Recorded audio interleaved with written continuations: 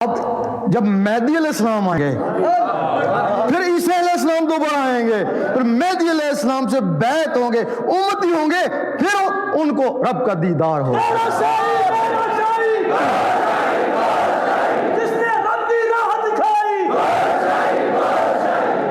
اب اس کے بغیر تمہاری نمازیں بھی کوئی نہیں، تم نمازی کہتے ہو۔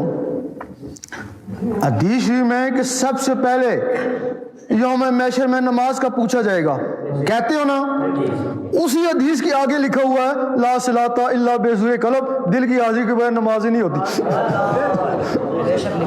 لکھا لیکن نماز کا پوچھے گا، وہ حدیث کہتی دل کے بغیر نماز ہی نہیں ہوتی، تو جو ہوتی نہیں اس کا کیا پوچھیں گے؟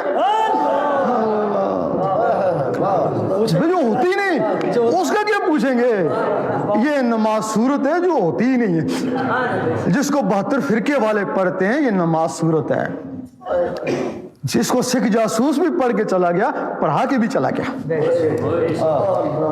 مجدد صاحب فرماتے ہیں عام آدمی کی نماز صورت، خاصان خدا کی نماز حقیقت۔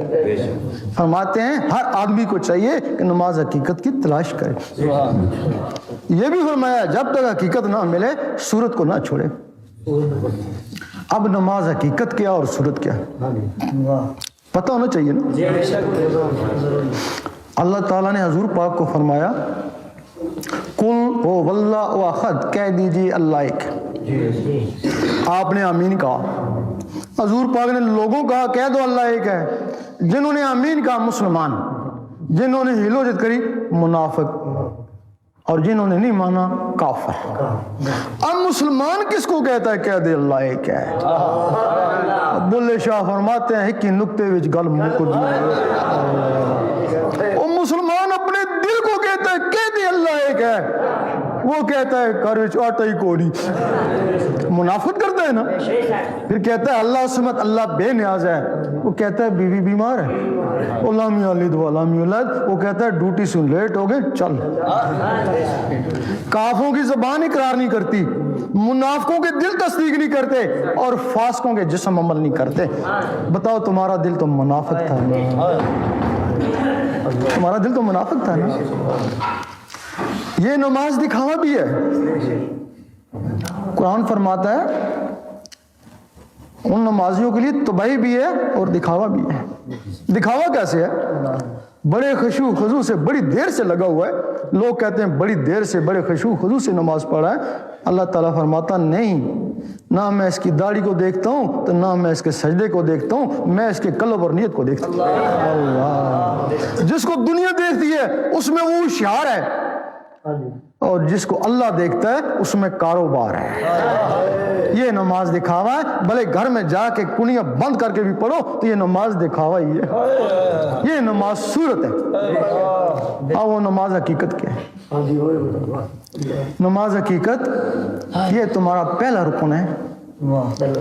پہلا رکن کلمہ، کلمہ پڑھنے سے مسلمان ہو گیا، دودھ میں آ گیا، دودھ ہو گیا نا، تو دودھ کا رگڑا لگا تو مومن بنا نا، تو دودھ کا رگڑا لگا تو مکھن بنتا ہے نا۔ ایک دفعہ کلمہ پڑھا تو مسلمان ہو گیا نا، تو بار بار تکرار سے اس کے نور سے پھر تو مومن ہوا نا۔ یہ تیرا پہلا رکن ہے، یہ تیرے قرآن کا پہلا لفظ ہے، الف لام میم۔ تو میں نے کہا حروف مقطعات۔ آگے چلو، آگے کیوں چلے؟ اس سے پوچھ پہلے کھڑا ہوا ہے کیا کہتا ہے؟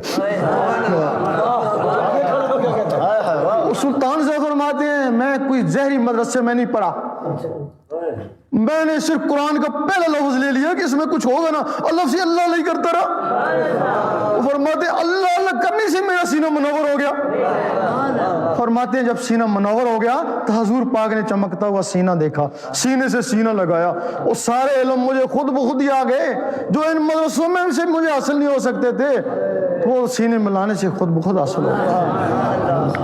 اللہ سے اللہ اللہ کر، اگر اس کی جلالت سے ڈرتا ہے تو لام سے لا الہ الا اللہ پڑھتا رہے، اگر اس کی بھی توفیق نہیں ہے تو میم سے محمد رسول اللہ پڑھتا رہے۔ اسی سے تو پاک ہو جائے گا، جب پاک ہو جائے گا پھر آگے چلنا نا ہوتا المتقین، پھر کتاب تجھے ہدایت دے گی نا۔ ورنہ تجھے گمراہ کر دے گی. اور اسی قرآن نے ان کو ہدایت دی اور ان کو گمراہ کر دیا. یہ تمہاری پہلی سنت بھی ہے. حضور پاک غار حرام میں کیا کرتے؟ نفل تو کوئی نہیں پڑھے، نمازیں تھیں کوئی نہیں اس وقت، ذکر الہی کرتے. ہر وقت ذکر الہی کرتے. غار حرام میں جا کے مستی پیدا ہوتی، غار حرام میں چلے جاتے.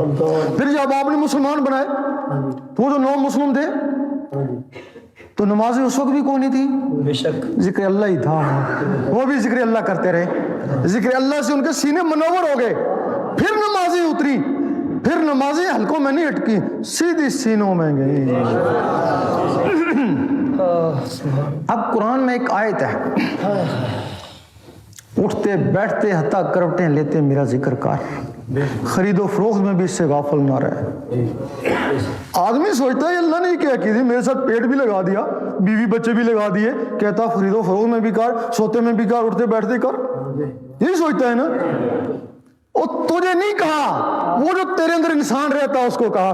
اللہ جب تیرا انسان جاگ اٹھے گا اس کو کہا. اور تیرے بچے تو نہیں ہے نا، اور تجھے نیند تو نہیں آتی ہے نا، اور تو اللہ اللہ کر. اور تجھے کہا تو بچوں کی پرورش کر، تو کام کاج کر.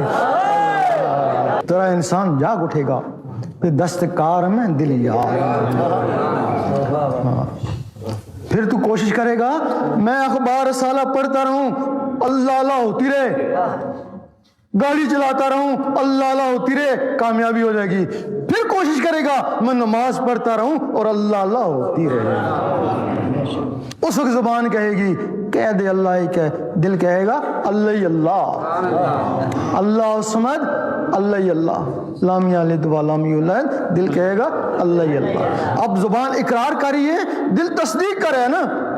اس کو بولتے ہیں اقرار باللسان، تصدیق بالقلب. اللہ زبان دلیل سے منوا رہی ہے کہ کہہ دے اللہ ہے کہہ، اور دل بغیر دلیل کے مان رہا ہے کہ اللہ ہی اللہ. زبان کا تصرف ہے. یہاں بولتے ہو بی بی سی والے سنتے ہیں، اور دل کا تصرف ہے یہاں گونجتا ہے عرش مولا والے سنتے ہیں. تمہاری نماز کو یہ دل عرش مولا میں لے کے جائے گا. ایک دن حضرت ابو بکر صدیق رضی اللہ تعالیٰ نے حضور پاک سے پوچھا کہ میں جب نماز پڑھتا ہوں تو مجھے وسوسے آتے ہیں. آپ نے کہا تمہیں 2 طرح کا ثواب مل رہا ہے، ایک نماز پڑھنے کا اور ایک جہاد کرنے کا. جب تمہارے اندر وسوسے آتے ہیں، اور جو تیرے اندر اللہ اللہ ہو رہی ہے اور اس کو باہر نکالتی ہے نا، پھر وہ وسوسے آتے ہیں، پھر اللہ اللہ ان کو باہر نکالتی ہے، تو تیرے اندر لڑائی شروع ہو گئی نا. وہ اللہ اور شیطان کی لڑائی شروع ہو گئی نا. تو یہ جہاد ہے نا. تو اگر تیرے اندر وسوسے آئے تو کوئی نکالے ہی نہیں، تو دل میں بیٹھ گئے، تو اس کا مطلب تیرا دل اس کے ساتھ شامل ہے نا. اللہ تو پھر یہ جہاد تو نہیں ہے، تو یہ منافقت ہے نا. کچھ باتیں ایسی ہیں کہ جو آدمی کی سمجھ میں نہیں آتے ہیں، عوام کی سمجھ میں آ جاتی ہیں، ہمارے علماء کی سمجھ میں نہیں آتی. حقیقت ہے، پتہ نہیں کیا راز ہے. ٹھیک ہے، آگے بھی فتوے بہت سارے لگے ہوئے، ایک اور لگ گیا تو پھر.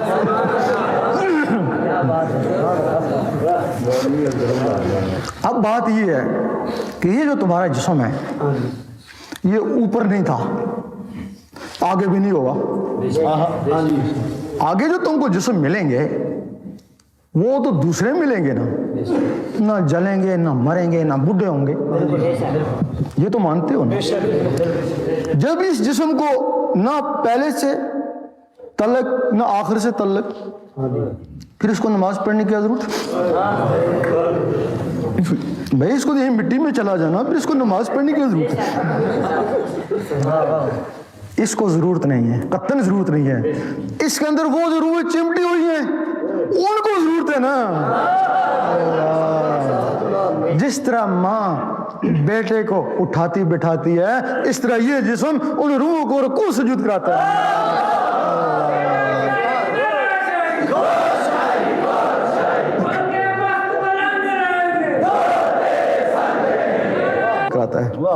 وہ روحیں اس جسم کی محتاج ہے، جس طرح وہ بیٹا اس ماں کا محتاج ہے.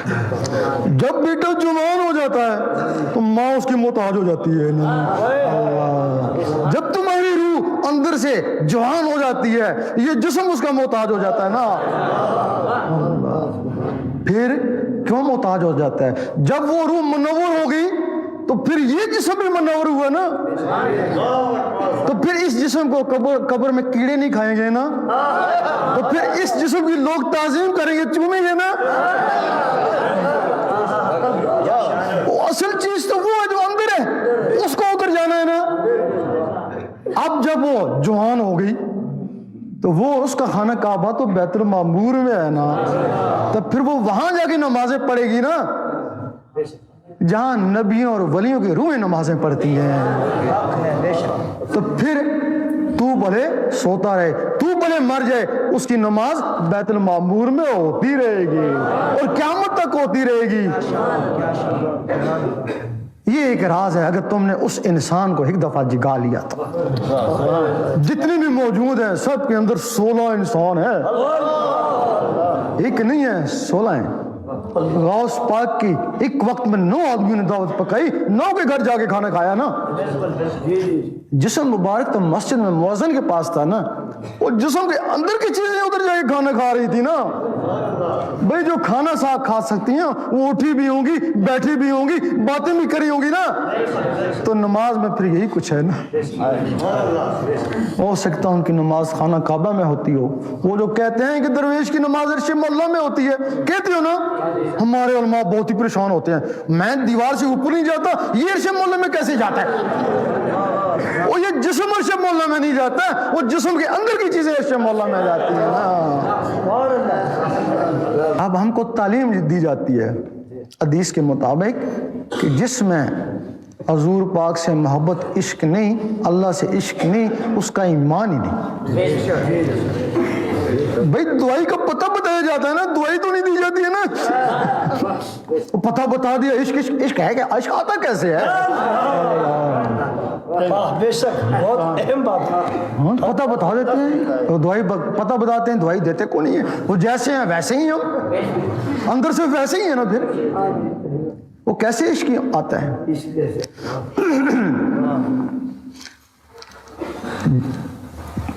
اب اللہ کا جو دین ہے وہ کچھ اور ہے. یہ تم کو بہت بڑا دھوکہ ہے. تم کہتے ہو یہ قرآن اللہ کے دین ہے، کہتے ہو نا. تورات میں کچھ اور دین ہے، زبور میں کچھ اور دین ہے، انجیل میں کچھ اور دین ہے، قرآن میں کچھ اور دین ہے. تو پھر اس کا اپنا دین کیا ہے؟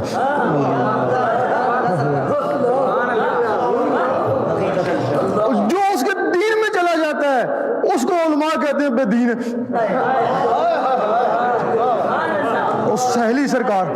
سہیلی سرکار مظفر آباد میں نماز بھی نہیں پڑھتے. نماز وہاں جو ہوتی ہے ان کی، داڑھی بھی کون نہیں، وہ فوت ہو گئے. علماء نے کام کی نماز نہیں پڑھائیں گے، یہ بے دین تھا. بے دین تھا، وہ اللہ کے دین میں تھا نا.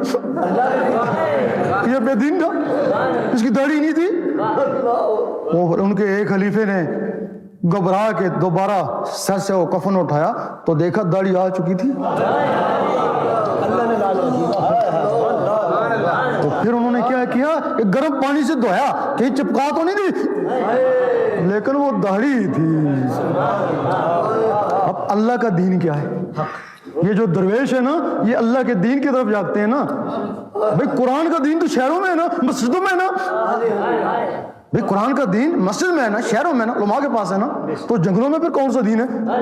وہ تمہارے غوث پاک بھی ادھر گئے، تمہارے خواجہ صاحب بھی گئے، وہ بڑی سرکار بھی گئے، وہ داتا صاحب بھی ادھر گئے. تو پھر وہ اللہ کے دین کے لیے گئے نا. تو پھر اللہ کا دین کیا؟ اور یقین کرو اس کے دین میں جانے کے لیے تمہارے اوپر بے دینی کا فتویٰ ضرور لگے گا. جب تمہارے دل میں اللہ نے شروع ہو جائے گی، کوئی بھی چیز دل میں بس جائے اس سے محبت ہو جاتی ہے. کوئی بھی چیز. یہ جو کہتے ہیں ہم اللہ رسول سے محبت کرتے ہیں، مکار ہیں. محبت کا تعلق زبان سے نہیں ہے، وہ دل سے ہے. دل میں دنیا اور زبان سے کہتے ہیں اللہ رسول سے محبت کرتے ہیں. جب تمہارے دل میں اللہ شروع ہو جائے گی، تمہارے دل میں اللہ کی محبت پیدا ہو جائے گی.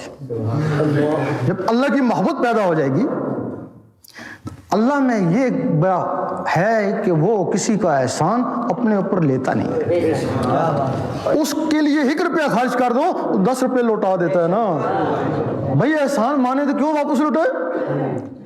1 نیکی کرو